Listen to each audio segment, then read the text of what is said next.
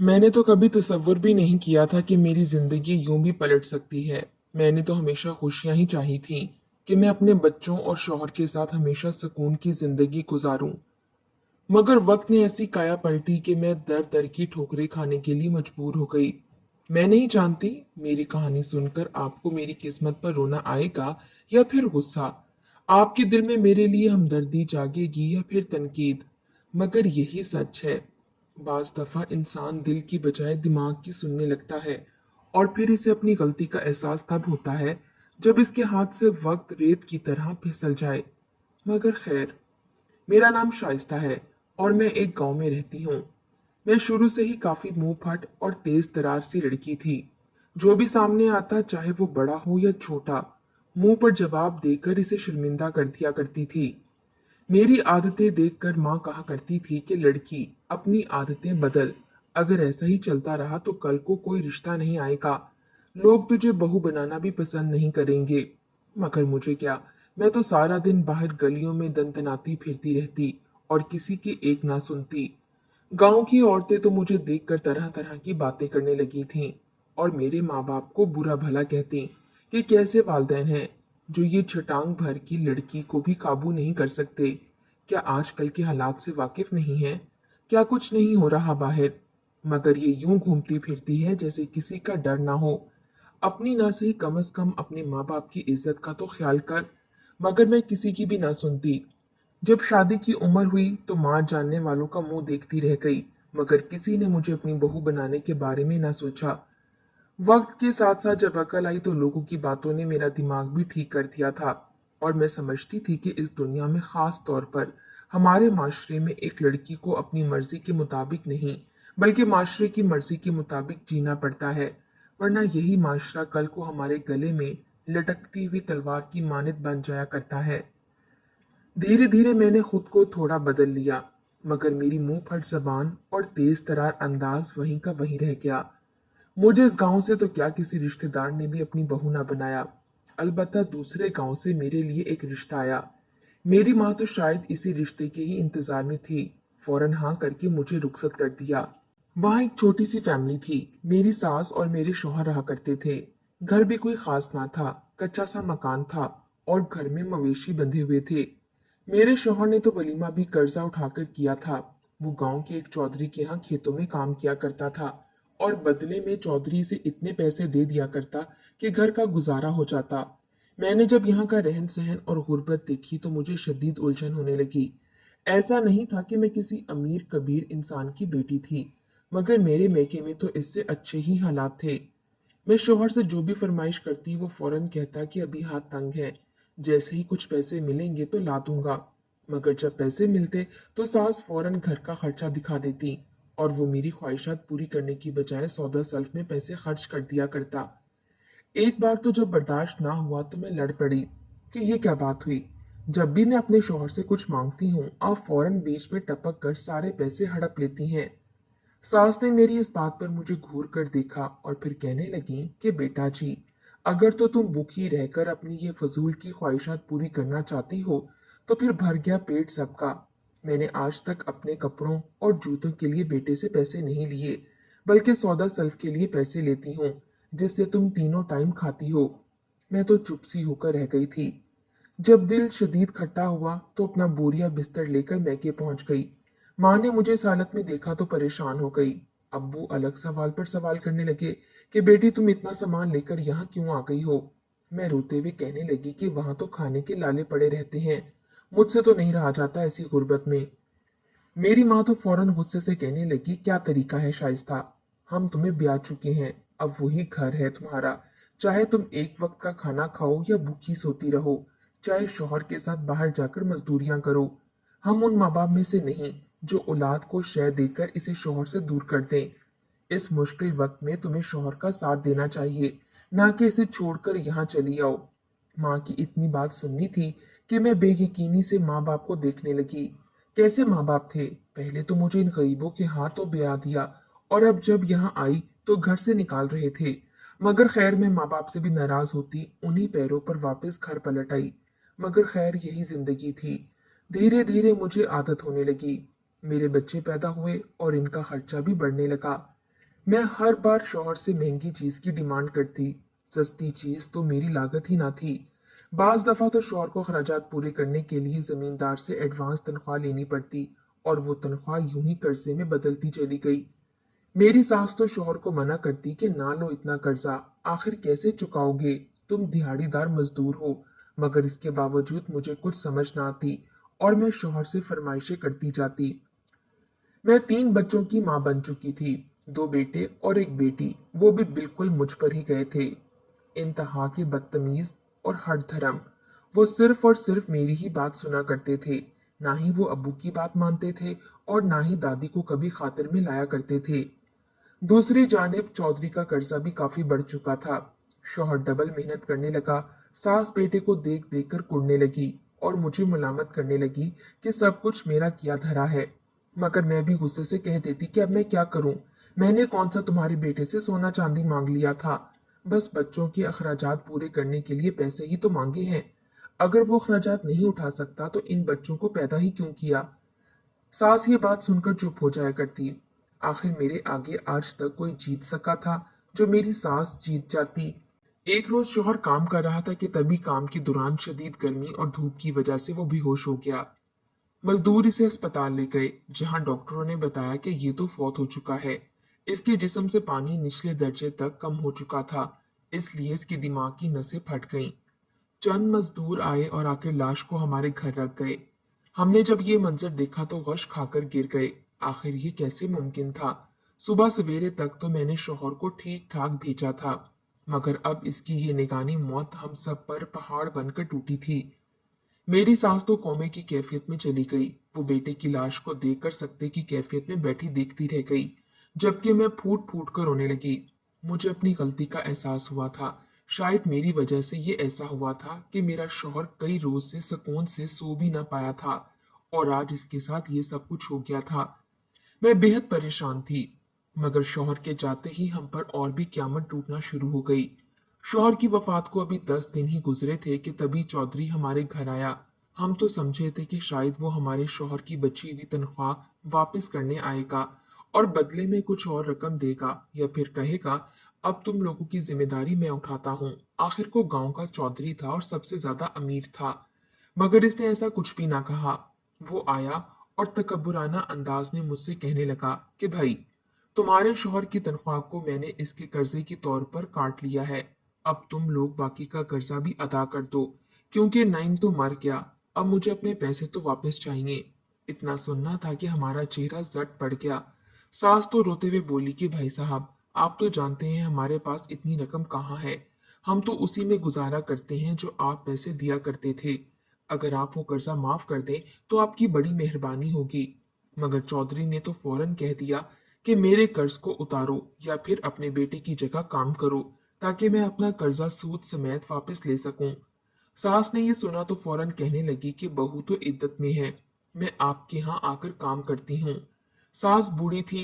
जवान बेटे की मौत ने तो इसको और ही बीमार कर दिया था, मगर इसके बावजूद काम करने के लिए चौधरी के यहाँ चली गई। चौधरी बुढ़िया को देखकर जानबूझकर सख्त काम करवाया करता। इसी तरह बुढ़िया या तो मर जाए या काम छोड़कर चली जाए और फिर कर्जा लेने के लिए वो हमारा घर बेच दे। मगर सास सारा दिन चौधरी के डेरे पर इसकी भैंस का गोबर उठाती रहती और फिर इसके जानवरों की देखभाल करती रहती। रात को जब घर वापस आती तो इस कदर थकी होती कि दर्द से करा रही होती। बच्चों को कहती कि बच्चों जरा मेरे हाथ पांव दबा दो, मेरी टांगों का मसाज कर दो। मगर बच्चे तो दादी को गालियां देने लगते कि हम क्यों करें ये सब, हम कोई तुम्हारे नौकर हैं। सास बेचारी रोती रह जाती। मैं तो इसके करीब भी ना भटका करती। इसके वजूद से तो गोबर की बदबू आने लगी थी। आखिर कर्ज उतारने के लिए सास ने अपने पाले हुए 2 बैल जिमींदार के हवाले कर दिए। धीरे धीरे चौधरी का भी दिल मोम पड़ने लगा और वो मेरी सास के साथ अच्छा रवैया करने लगा। शायद इसे एहसास हो चुका था कि वो मेरी सास के साथ गलत कर रहा है। कई साल यूं ही गुजर गए और सास बूढ़ी होकर भी काम करती रही और मैं घर बैठकर मजे से इसकी लाई कमाई से घर चलाती थी। मेरे बच्चे भी अब कुछ बड़े हो चुके थे, मगर इंतहाई बदतमीज थे। सास समझाया करती कि अभी से बच्चों को डांटो और समझाओ कि वो अपनी आदतें सुधारें। कल को बड़े होंगे और यूं ही बदतमीज रहेंगे तो लोग तरह तरह की बातें करेंगे। मगर मैं तो सास की एक ना सुनती और कहती कि बस अपने काम से काम रखो, कि मेरी औलाद है और मैं जानती हूँ कि मुझे अपनी औलाद की तरबियत कैसे करनी है। इन्हीं दिनों ईद उल अजहा के दिन थे। मैंने सास से कहा कि मुझे तनख्वाह दो ताकि मैं बच्चों के लिए ईद के कपड़े ला सकूं। सास खामोश सी हो गई और फिर कहने लगी कि बहू, मैंने सोचा है कि इस बार कुछ पैसे जमा करके अपने बेटे के नाम की कुर्बानी दूं। मेरे पास पूरे साल से कुछ पैसे जमा हैं। अब तो चौधरी ने भी कर्जा माफ कर दिया है, तो मैं चाहती हूँ कि चौधरी के यहाँ से एक बकरी ले लूं, जिसे पाल कर थोड़ा बड़ा करके इसकी कुर्बानी करूं। मगर मैं एक उचाट सी नजर सास पर डालकर बोली, तो क्या मेरे बच्चे वही पुराने कपड़े पहनकर घूमेंगे? सास ने रुककर सांस खारिज की और फिर वो पैसे मुझे देकर बोली कि जाओ जाकर ले लो अपने बच्चों के लिए कपड़े। कई रोज गुजरे तो सास एक रोज जब घर वापस आई तो इसके साथ एक बकरी थी। मैं बकरी को देखकर हैरान रह गई। सास कहने लगी कि ये चौधरी ने मुझे इनाम की तौर पर दी है। चौधरी मुझसे और मेरे काम से बेहद खुश था। खुदा भला करे इसका, इसने मुझे ये बकरी दे दी। मैंने सोच लिया है कि अब इसी बकरी की कुर्बानी अपने बेटे नईम के नाम पर करूंगी। मैं भी खुश थी कि चलो इस बार ईद पर बकरे का गोश्त खाने को मिल जाएगा। मेरे बच्चों ने बकरी देखी तो इसे लिपट गए। कोई इसका कान पकड़ रहा था और कोई इसे सख्त हाथ लगाता। वो मिनमिनाने लगती, मगर मैं बच्चों को देखकर खुश थी। मैंने इन्हें मना करने की कोशिश ना की। सास जब चौधरी के घर से आती तो आकर बकरी को चारा डालने लगती, मगर मेरे बच्चे बकरी के सामने से वो चारा उठा लेते। सारा दिन बकरी भूखी रहती। मुझे तो इतनी तौफीक हासिल ही ना हुई कि बकरी को चारा डालूं, और बच्चे बकरी को चारा खाने ना देते। वो बार बार चारे के लिए आगे बढ़ती और बच्चे इसका जी बहलाते रहते। आज तो बच्चों ने हद ही कर दी थी। इस कदर बकरी के कान खींचे कि इसका एक कान ही जख्मी हो गया। वो दर्द से मिनमिनाने लगी। एक तो भूखी थी। सास जब वापस आई और ये मंजर देखा तो गुस्से से कहने लगी कि ये क्या किया तुम लोगों ने? क्या जरा इस हैवान पर तरस ना आया? ये तो कुर्बानी का जानवर है, और लोग तो कुर्बानी के जानवर की इतनी खिदमत करते हैं, इसका ख्याल रखते हैं, मगर तुम लोग तो इस जानवर पर इस कदर जुल्म कर रहे हो। बहू, तुमने इनको मना क्यों नहीं किया? सास गुस्से से बच्चों को मारने लगी, मगर जब मैंने ये मंजर देखा तो फौरन आगे बढ़कर सास का हाथ पकड़ा और सन्नाटेदार थप्पड़ इसके मुंह पर मारकर बोली कि ए बुढ़िया, तेरी इतनी औकात है कि तू मेरे बच्चों को हाथ लगा सके? तेरी हिम्मत कैसे हुई मेरे बच्चों को मारने की, वो भी इस बकरी की वजह से? जरा कान ही तो खींचे हैं, कौन सा गले पर छुरी फेर दी है जो तू इतना शोर मचा रही है? इतना कहकर मैंने सास को बालों से पकड़कर मारना शुरू कर दिया। सास रोने लगी और खुद को मुझसे छुड़वाकर कहने लगी कि शाइस्ता, तू एक रोज पछताएगी। काश तेरे दिल में खुदा मोहब्बत और एहसास डालता। तू तो ईमान से भी कमजोर है, वरना कुर्बानी के जानवर के साथ ऐसा कौन जुल्म करता है? मैं सास को पीट कर बोली कि दफा हो जाओ यहाँ से। ये घर हमारा है और मेरे बच्चे हैं इस घर के मालिक। तुम कौन होती हो हमें सिखाने वाली? वो जख्मी बकरी मिनमिनाती रह गई। बेचारी भूखी थी, जबकि मेरे बेटे ने गुस्से से पत्थर उठाया और बकरी का निशाना लगाकर मारा। सास आगे बढ़ी और पत्थर इसके सर में लगा। जानती थी मेरे बच्चे गलत कर रहे हैं, मगर मुझे इस बात से कोई परवाह ना थी। सास रोजाना चौधरी के यहाँ काम पर जाया करती थी। आज भी जब गई तो एक बार फिर बच्चों ने बकरी का जीना अजाब बना दिया। बच्चे इस बकरी पर बैठने लगते और चलने का कहते। दूसरा बेटा इसे लाठी से मारने लगता और वही मेरी बेटी बकरी का जख्मी कान खींचकर इसे आगे बढ़ने का कहती। वो बकरी बिचारी भूखी प्यासी कब तक इन बच्चों का जुल्म बर्दाश्त करती? आखिर को जमीन पर गिर गई। बकरी को गिरते देखा तो मुझे भी फिक्र सी होने लगी। कहीं बकरी मर ही तो नहीं गई थी? मैंने बच्चों को पहली बार डांट कर बकरी से दूर किया और फिर बकरी को उठाकर इसकी जगह पर ले आई और पूंठी से बांध दिया। इस बकरी को पानी दिया और चारा डाला, मगर वो तो कुछ खा ही नहीं रही थी। वो तो अधमरी सी बैठी हल्की हल्की आवाज में मिनमिना रही थी। मैंने बच्चों को गुस्से से डांटा कि देख लिया ऐसा करने का नतीजा, अब भुगतो। अगर तुम्हारी दादी को पता चल गया कि बकरी की ये हालत तुम लोगों ने की है तो न जाने वो क्या बवेला कर देगी। मगर खैर, मैंने इस बकरी को दोबारा खूंटी पर बांधकर इसके पास चारा पानी रखकर बच्चों को लेकर कमरे में चली आई। रात हुई तो मेरी सास पैसे लेकर घर चली आई। कल ईद थी और आज इस बकरी का हमारे घर में आखिरी दिन था। मैं भी खुश थी कि चलो इस बकरी से जान छूट जाएगी और फिर सारा स्यापा ही खत्म हो जाएगा। सास रात को घर आई तो घर अंधेरे में डूबा हुआ था। सास बकरी को चारा डालना चाहती थी। मुझसे कहने लगी कि बहू, सहन की लाइट जला दो ताकि रोशनी में बकरी चारा खा सके। मगर मैंने ये कहकर इनकार कर दिया कि सहन का बल्ब खराब हो चुका है, अब सुबह ही ठीक होगा। बकरी के सामने चारा रख दो, वो खुद ही खा लेगी। सास ने भी कोई दूसरी बात ना की और चारा रखकर कमरे में आकर सो गई। उस रात वो खूब जाए नमाज बिछाकर रोती रही और दुआ करती रही। कहने लगी कि या अल्लाह, मेरी इस कुर्बानी को कबूल करना। मैंने बहुत मेहनत से बकरी को पाला है। अगर कोई गलती हुई हो तो माफ करना। इन बच्चों की तरफ से मैं तुम्हारी बारगाह में माफी मांगती हूँ। सास कितनी देर तक रोती रही, दुआ मांगती रही। सुबह हुई तो ईद का दिन था। मैंने बच्चों को नहला धुलाकर नए कपड़े पहनाकर तैयार किया। सास खुशी खुशी उठी और बकरी पर एक नजर डाली। बकरी तो उस वक्त यूं ही सो रही थी। सास कहने लगी कि मैं अभी कसाई को बुलाकर लाती हूँ। कुर्बानी का वक्त हो चुका है, अब इसकी कुर्बानी कर देनी चाहिए। सास फौरन कसाई को बुलाने के लिए चली गई। जब कसाई घर आया तो एक पल को मैं हड़बड़ाई थी, क्योंकि बकरी तो अपनी जगह से हिली ही ना थी। मैंने जैसे रात को बिठाया था, वो अभी तक यूं ही अपनी टांगों पर सर रखे लेटी थी। बच्चे भी दुबक कर कमरे में बैठे थे, क्योंकि जानते थे कि ये इन्हीं की गलती है। कसाई ने जब बकरी को हिलाया तो एकदम से चौंक कर उठा। मेरी सास की जानिब देखकर कहने लगा कि माँ जी, ये क्या? क्या आपको खबर नहीं, ये बकरी मर चुकी है। सास ने जब ये सुना तो इसके पैरों के नीचे से जमीन निकल गई। वो कहने लगी कि एक हफ्ता पहले ही मैंने ये बकरी चौधरी से खरीदी थी और इसकी देखभाल की। सुबह तक तो ठीक थी, मगर कसाई इस बकरी को हिलाने लगा। इस बकरी का वजूद अकड़ चुका था। ऐसे लगता था जैसे वो बहुत देर से यूं ही बैठी हो। कसाई कहने लगा कि ये बकरी तो लगता है कल रात से ही मरी पड़ी है। सास ने जब ये सुना तो मुझे और मेरे बच्चों को घूर कर देखने लगी और बेतहाशा फूट फूट कर रोने लगी। रो रो कर कहने लगी कि जिंदगी में पहली दफा कुर्बानी करने लगी थी, और वो भी अपने बच्चे के नाम की, मगर वो भी मुझे रास ना आई। काश, शाइस्ता, तुमने अपने बच्चों की अच्छी तरबियत की होती। सास बकरी को देखकर बेतहाशा रोने लगी और अल्लाह ताला से माफी मांगने लगी कि वो इस जानवर का ख्याल ना रख सकी और इस पर जुल्म होने दिया।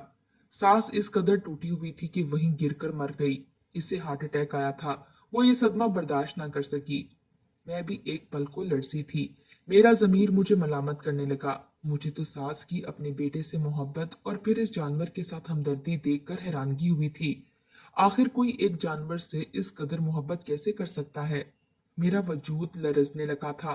सास तो मनो मट्टी तले दफन हो चुकी थी, घर में फौतगी हो चुकी थी, मगर मैं हैरानगी से सोच रही थी कि आखिर मैं गलत कहाँ पर हूँ।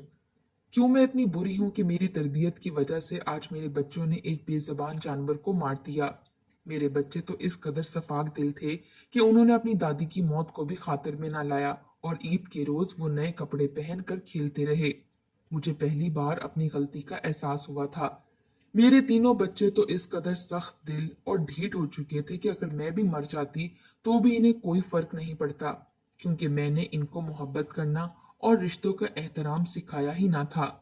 मैं उस रोज बेहद रोई थी, और इस कदर रोई थी कि आंखें सूज गईं।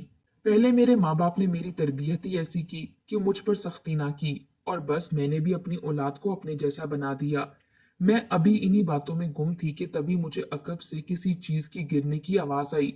जब पीछे मुड़कर देखा तो मेरे पैरों के नीचे से जमीन निकल गई। मेरे तीनों बच्चे छत से गिर चुके थे। वो तड़प रहे थे, रो रहे थे। कुछ देर पहले ही पतंग उड़ाने की जिद करके छत पर चढ़े थे। मैं चीखती चिल्लाती इन तक पहुंची। मेरी फलक शिगाफ चीखों ने गांव वालों को भी इकट्ठा कर दिया। बच्चों को खून से लथपथ देखकर मेरा अपना दिल रुकने लगा। फौरन इन्हें अस्पताल लेकर गई। बड़ा बेटा हसीब तो नीचे पड़ी ईंट से लगा था। इसका दिमाग शदीद मुतासिर हुआ। वो एक टांग से माजूर तो हो गया और इसका जहनी तवाज़ुन भी बिगड़ गया। जबकि मेरी बेटी तो गले में पतंग की डोर फिरने से मौके पर ही जाँ बहक हो गई। मेरा दूसरा बेटा कई रोज तक अस्पताल में रहा। वो कोमे में चला गया था, मगर फिर 2 माह बाद इसकी भी मौत हो गई। मैं खाली हाथ पागल बेटे के साथ रह गई। सब कुछ बर्बाद हो गया। शायद सारे गुनाहों की सजा मुझे एक साथ ही मिली थी। अब मैं बच्चे के साथ चौधरी के यहाँ नौकरी करती हूँ। अपना पेट तो पालना था। मेरा मासूर बच्चा भी अब दिन ब दिन मजीद बीमार रहने लगा है। डॉक्टर कहते हैं कि ये भी चंद ही रोज का मेहमान रह गया है।